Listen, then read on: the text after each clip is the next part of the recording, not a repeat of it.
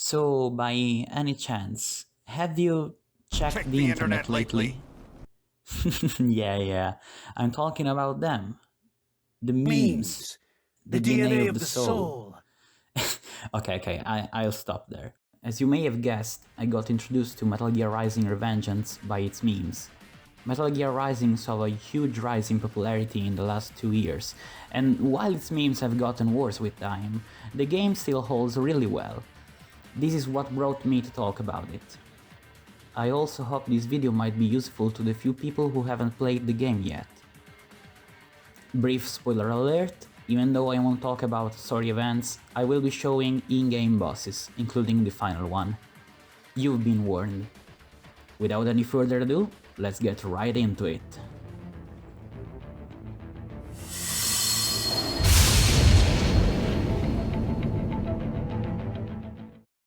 Dead on!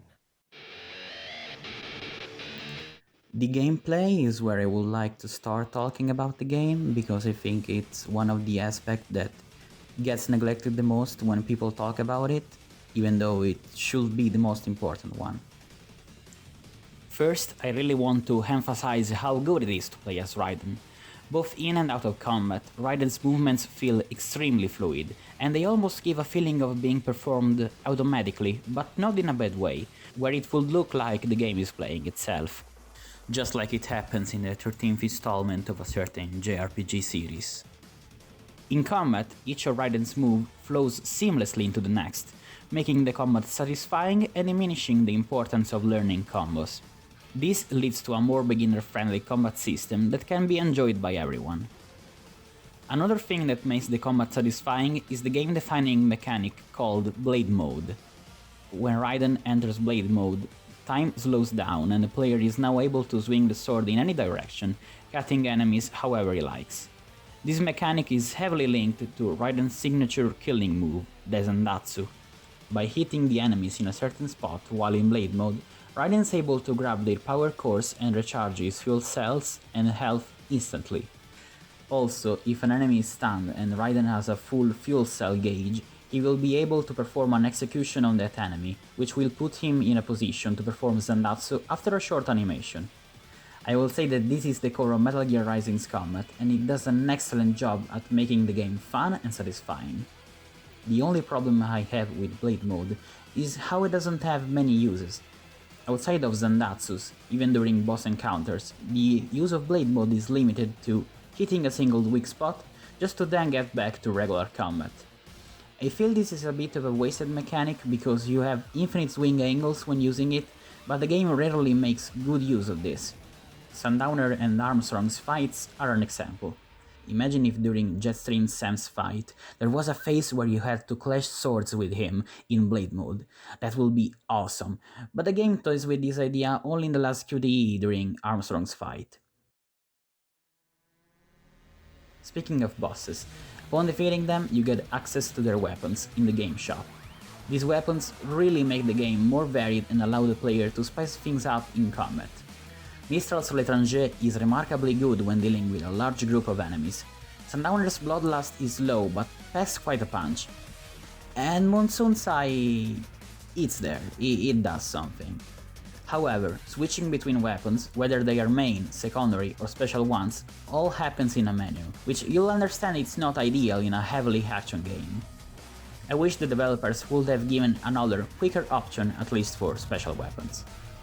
Anyway, I've mainly talked about offensive options, but Raiden doesn't lack defensive ones.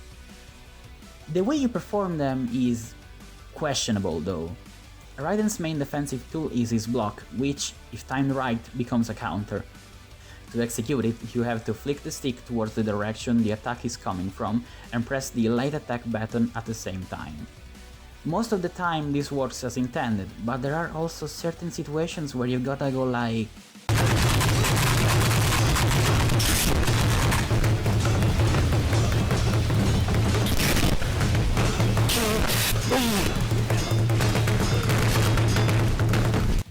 You see, it's not hard or anything, but did it have to be like this? Couldn't they just map the action to another button? I don't know, perhaps I'm the only one who thinks it's a bit too clunky at times. The other defensive option is defensive offensive, a fancy way to name a slash performed during a dodge. This technique gives Raiden many iframes and is generally pretty useful against grabs.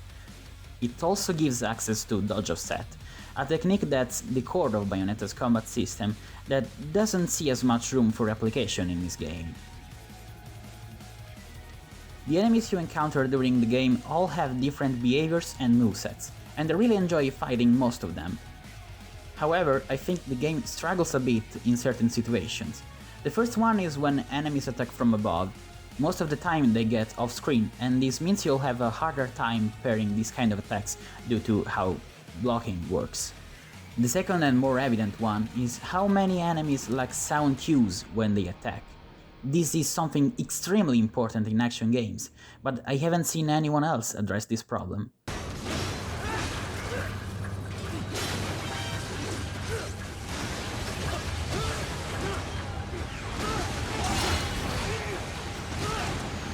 Talking about things that happen out of combat, during missions you'll often get interrupted by radio conversations with Raiden's allies.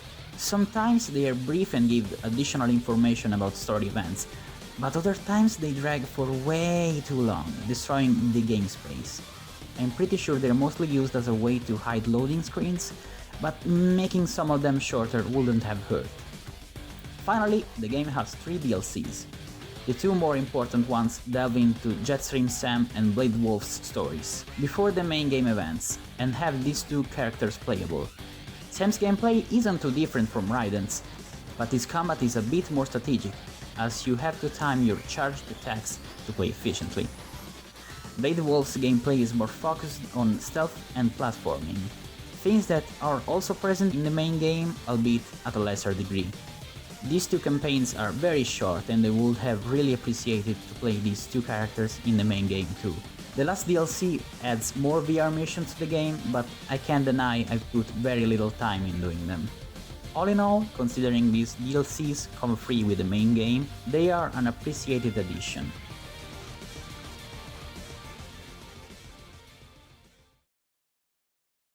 Bullseye!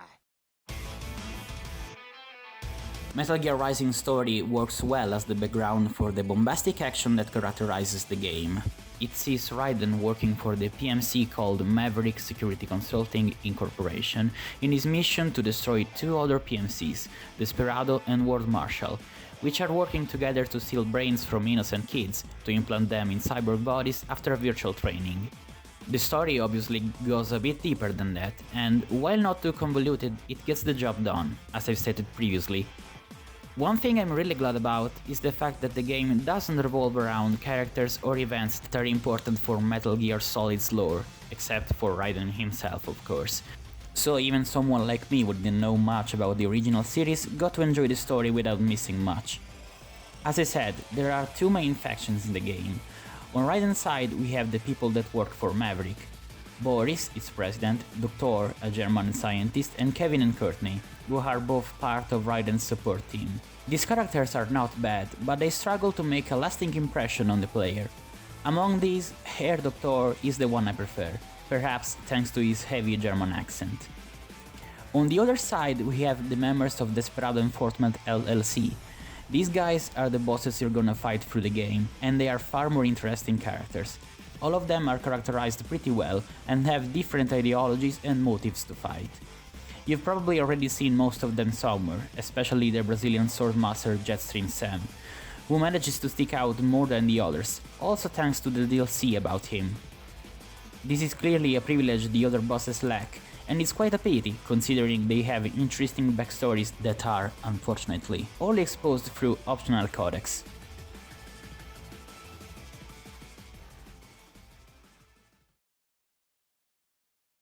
Let's dance!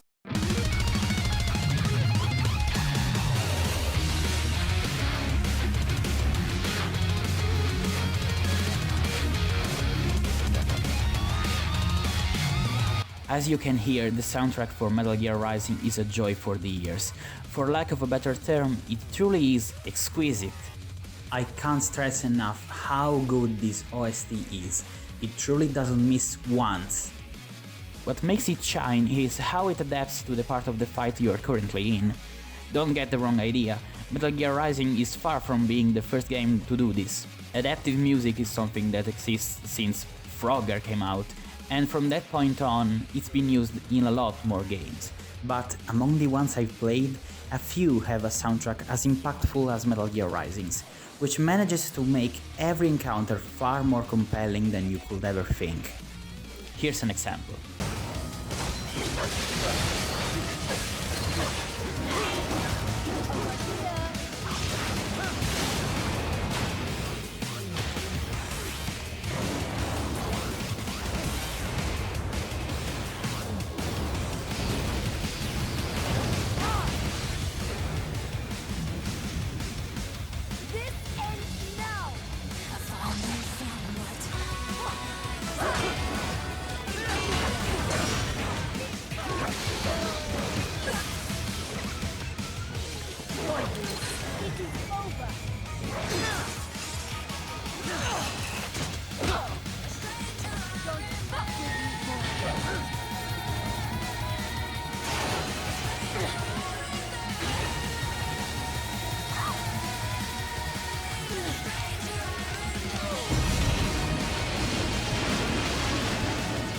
I could go on about how good each piece is, but that will make the video 4 times longer at least, so I'm gonna stop here.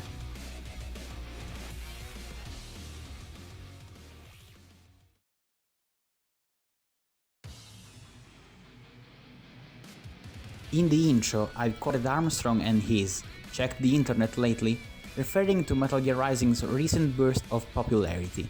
The Metal Gear Rising phenomenon has actually been present for a year and a half now, and now that I've played the game, I can say the praise it gets is well deserved. While not a masterpiece, Metal Gear Rising manages to stand out from other games, and I consider the gameplay and the soundtrack to be the two main factors of its peculiarity. The gameplay is fast-paced, fluid and satisfying, making the game good to both play and watch, also thanks to Blade Mode, a mechanic that I think could have been implemented in more creative ways, but that definitely has its uses.